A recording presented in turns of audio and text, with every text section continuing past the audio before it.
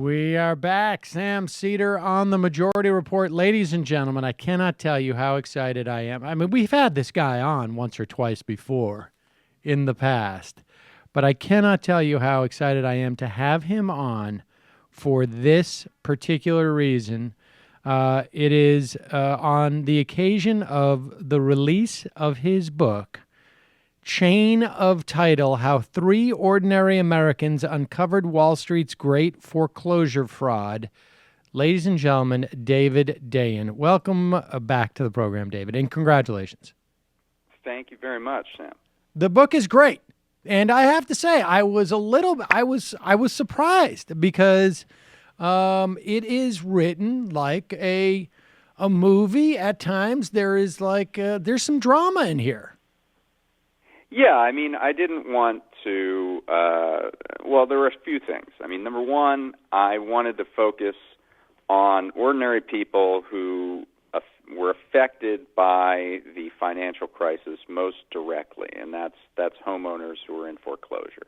I didn't want to do another financial crisis story, which there have been hundreds, about, the bank executives or, people at the top, regulators, administration officials, things like that. I just didn't want to do that.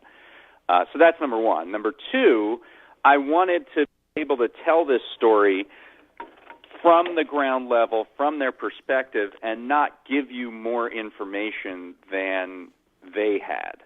So I wanted to take you through their process of discovery of how they kind of figured out in their own cases that something was drastically wrong, and then how they reacted to that, how they decided, I'm not just going to fight my own case, but I'm going to look for patterns here, and I'm going to, try to help others and try to expose this. And I felt like the best way to do that was to do it in sort of a narrative, what they call narrative nonfiction kind of format, where you follow them along and you're at their eye level for the entire enterprise. And I was fortunate in that these people, it wasn't just a story of people hovered over computers, looking at documents on public record searches. They got out in the world. They met each other, and they held these foreclosure fraud happy hours. They went to events and protested. They met with law enforcement officials. There was the stuff of a propulsive kind of drama there that might not have been if it was just bloggers sitting around a computer all day.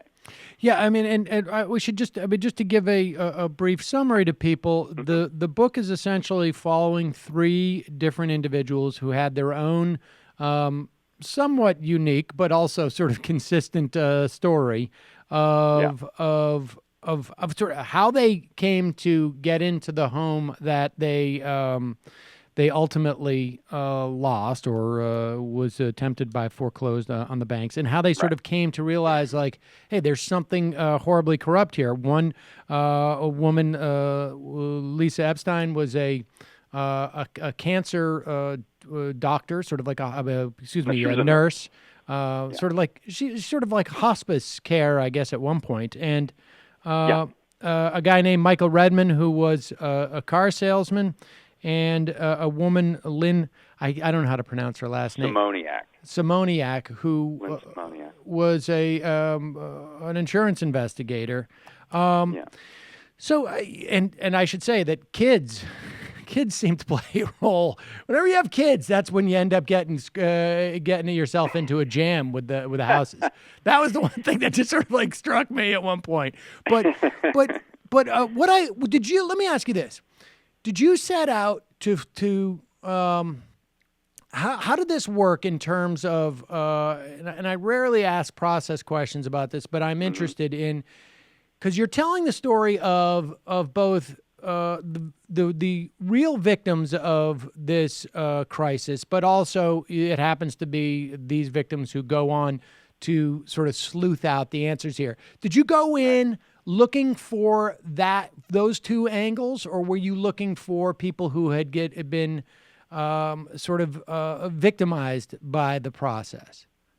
No, I knew I wanted to tell this story. I actually met these three individuals all the way back in 2010. There's actually a scene in the book that is the scene where I met them, and that's when the three of them, after they've exposed this all, where they go to Washington and they have a meeting with a bunch of other people, activists and writers and regular, federal officials that were working on this. I was at that meeting, so that's where I met them, and they became sources of mine, and then I got to know them and wanted to tell their story. So that was really the origin of it.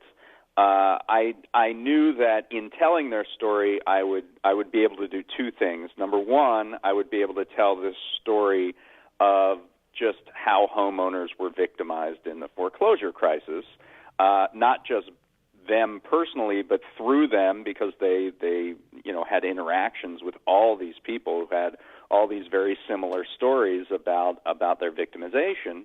And I also was able, in that, to tell the story that I reported for a couple years, which was the fact that foreclosure fraud, which was the mass production of false documents in foreclosure cases all around the country by the millions, how that was exposed to the nation, and then how regulators and law enforcement officials reacted to that. So you have this sort of macro story about, what ended up happening, which was this big settlement, and you have this micro story, which is these three people and how they tried to not only expose us but get some good outcomes, and how they fell short of that. So it was kind of telling those two stories at once. There's a great book called The Skies Belong to Us by Brendan Corner, which is a story about hijacking in the 70s. And he tells this macro story about how there were this weekly hijackings in the 1970s, with a micro story about one particular hijacking that was this incredible case. That was definitely a model for what I wanted to do. Mm. And I have to say, what struck me, I mean, you have been coming on this program for years, and we've very often talk about MERS, and also partly just out of coincidence, my father had told me about different sort of similar problems with what was going on in terms of real estate in Massachusetts.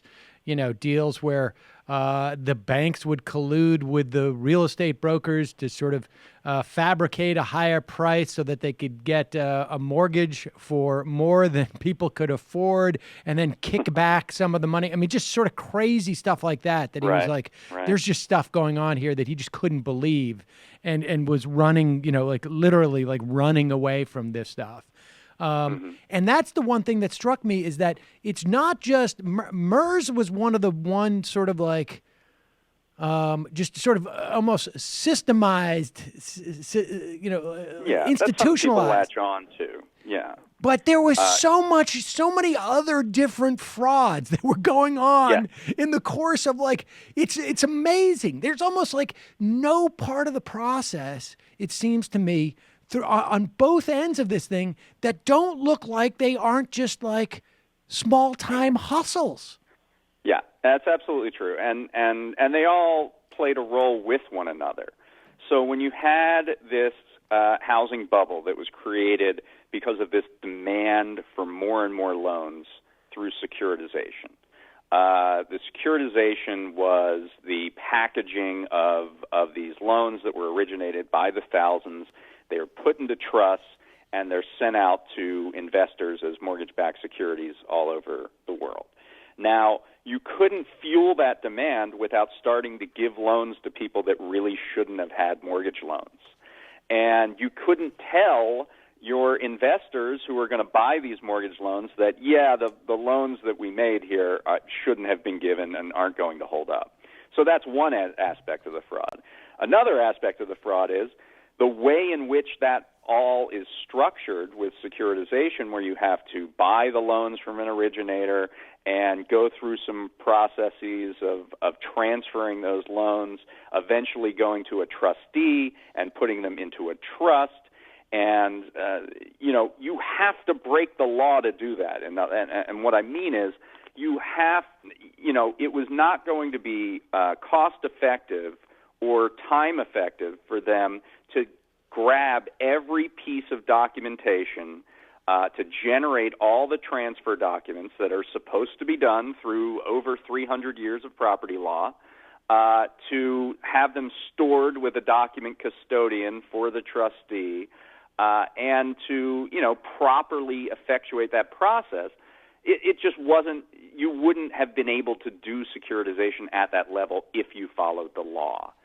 So that fraud was necessitated. And then, of course, when they go back and try to foreclose on people and they don't have the evidence to actually prove that they own the loan, they have to mock up the documents. So that part of the fraud is all. So this was all sort of symbiotic in many ways. All this fraud kind of played off one another, and it was the only way really to get this done, where you could have $1 trillion of loans securitized in 2005 and another $1 trillion in 2006. The only way to do it was by breaking the law. I mean, the interesting thing, too, about it is it shows that there are, and this is, there's a broader conceptual, question about MERS that it shows like the unintended consequence. Because I don't know that anybody who said like, we've got this system of chain of title that you have to file at the, the county level. And it's it's a pretty sort of, relative to the other ways that we financialize our economy, it's a pretty slow moving process, right? That was the problem with. It's a pen and paper system. And there's a reason that it's a pen and paper system, and it's because, the ability to buy and sell property with the confidence that somebody else doesn't have a claim on it is not only the basis of contract law and the concept of privity, that the person you sign a contract with actually owns the thing, but it's the bulwark of capitalism. It's what separates developed from undeveloped countries, having this confidence that you can buy and sell property without somebody else having a claim on it. And that's why it's a slow system. It's a slow system for a very good reason. And it's a slow system because there are double checks and triple checks within the system. And what MERS is, just to explain it, is the mortgage industry decided that they didn't want to operate under that system, that they didn't want to pay the nominal fees to the county recording offices, and they didn't want to spend the time doing the actual pen and ink transfers when you send a mortgage from one entity to another. So they would say that the mortgage was sold from the originator, the person who sells you, issues you your mortgage, to MERS. Then it would go up into this private electronic database that thousands of people had access to. All the transfers would be made inside this MERS database, and if they ever had to do a foreclosure, they would spin back out an assignment from MERS on behalf of this originator over to whoever the entity is who wants to foreclose at that point. And so the recording office never saw all those transfers in the middle. They only saw that it went up to MERS and then it went down from MERS over to this foreclosing entity. And there are several problems with that. Number one, there just were so many people with access to the database and nobody with double checks that it was subject to far more human error than the public system that we collectively decided as citizens we wanted to have hundreds of years ago that was working just fine. There was a study done showing that only 30% of MERS loans had the ownership statistics matched within the MERS database and in the public records. There just was no relationship practically between what it said in MERS who owned the loan and what it said in the public records who owned the loan. So that was problem number one. Number two was that when they went to foreclose, it was just there were these very questionable legal foundations, whether MERS, a shell company with 60 employees that has no interest financially in the loan, could then foreclose in their name, which is what they initially tried to do, on behalf of a foreclosing entity. And they would try to say in the same case sometimes that they were the nominee, they were just the nominee of the lender, they had nothing to do with the lending, and that they had the legal title and had the legal right to foreclose. They would say that in the course of the same case sometimes.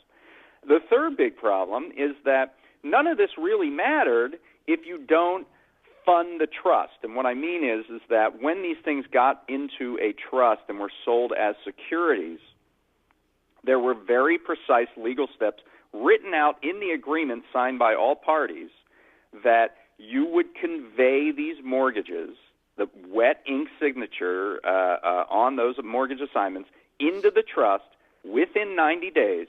And if that closed, you don't have a trust that's backed by mortgage security. You have non-mortgage backed securities at that point. You have mortgage securities backed by nothing. And that was very explicit. It was in New York trust law.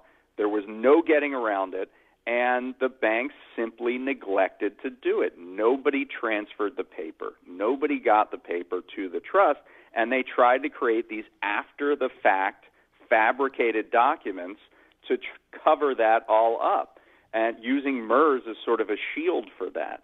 And that was the ultimate problem that Lisa Epstein saw in her case. In her case, MERS made an assignment to the entity foreclosing on her, and that assignment was made in May of 2009, even though she was sued for foreclosure in February of 2009. So at the time she was being foreclosed on, the entity foreclosing on her, by their own evidence, didn't own the loan. So this is what we were dealing with. And when you combine this fact that all this evidence was being faked with the fact that mortgage servicing companies were driving homeowners into default and defaulting on people who had never missed a payment, then everybody is nobody is safe here. Well, yeah. From this possibility. The thing that I've noticed over the years in terms of like just the narrow question of MERS is that it gets a lot of poo-pooing because of it's just a failed solution. Yeah, it's a technicality. But it seems to me that there's an unintended consequence, because I don't like I was going with this was that when we set up the way in which we record property and who owns these mortgages and who has the rights to this property, subject to this loan, there was probably not an intention to prevent the high frequency trading of these notes, right? And but it did prevent that. It wasn't just a question of it's inconvenient. It doesn't allow for a business model that allows for what ultimately became very problematic about these trading. Right. And so it's an unintended sort of like benefit that basically puts the brakes on this sort of like heavily financializing of this market, of the economy. Yes, and when the first recording law in the United States occurred, it was 1636. So there was obviously no understanding that this would be an impediment to the high-speed financialization of the mortgage industry and turning it over to Wall Street and allowing them to buy and sell mortgages. However, it did have that effect because we needed a fundamental understanding of who owned what, and that was fundamental to the underpinning of our society. And we made a public decision hundreds of years ago that this is going to be the way that we dealt with this. And there was no public debate on whether we should privatize that system. There was no legislative effort to say, well, we should just use MERS to make it easier to buy and sell loans by Wall Street entities. They just went ahead and did it. They it's never sort of really the functional checked equivalent. in with anybody. It's like the functional equivalent of me just deciding, like, you know what, I'm going to hit the streets tomorrow and start issuing my own parking tickets. And see, and I'm just going to do it. Like I'm starting to think like this is my neighborhood, and I'm going to issue parking tickets to people because it's not fair. It's not fair. I got an issue with it. They took this private because it was inconvenient for them to do it any other way. And when they did that, they ran into all sorts of legal troubles that were evident in the fact that they had to produce these documents after the fact. They didn't do them very well. What we get into is that they hired these third-party companies to recreate these documents after the fact, and they were terrible at it because they were under cost constraints themselves to produce millions of documents. Well, and so you saw individuals who were made the corporate officers, the lowest paid vice presidents in history, I call it, who there was one person available to sign, but they needed a lot of documents, so they would have 6 or 7 people sign on behalf of that one person. And so you see the name Linda Green on mortgage documents written 15 different ways because they would just have random people sign the name Linda Green to all these documents. So there were massive forgeries in the system. There was backdating of the documents, so they tried to say that the document was executed in 2007, but it would have a stamp, a notary stamp on it that showed that the notary wasn't a notary in 2007. They would forget to change the effective date on the document so that the mortgage assignment was executed on 9/9/1999. They would forget to change the name of the assignee to the document, so they would assign mortgages over to an entity that was literally named bogus assignee.